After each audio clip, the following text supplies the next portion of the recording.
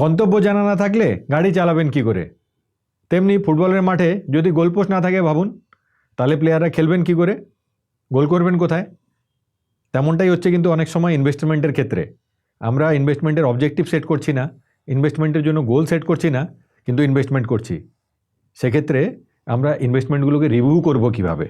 আমরা কিভাবে বুঝবো যে আমাদের ইনভেস্টমেন্ট ঠিক যাচ্ছে, যাচ্ছে না, আমরা এদের আরও ইনভেস্ট করতে হবে কিংবা ইনভেস্টমেন্টের জন্য আরও সময় দিতে হবে?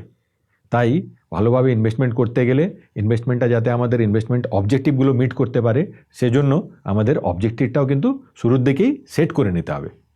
এসআইপি শুরু করার কথা ভাবছেন, কিন্তু সাথে এও ভাবছেন এটা কি সঠিক সময় হবে? এক্ষেত্রে আপনাকে এসআইপি আর ওয়ান টাইমের তফাৎটা বুঝে নিতে হবে।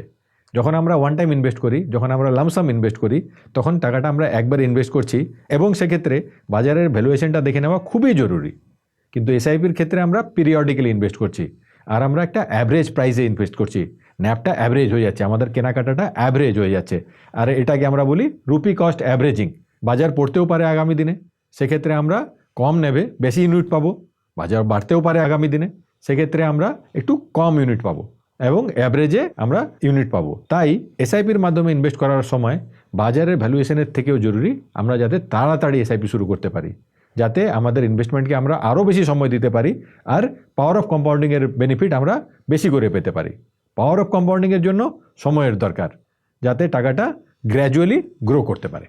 Mutual fund investments are subject to market risks. Read all scheme-related documents carefully. Mutual ফান্ডের বিনিয়োগে বাজারগত ঝুঁকি রয়েছে। যোজনা সংক্রান্ত সব কাগজপত্র ভালো করে পড়ে নেবেন।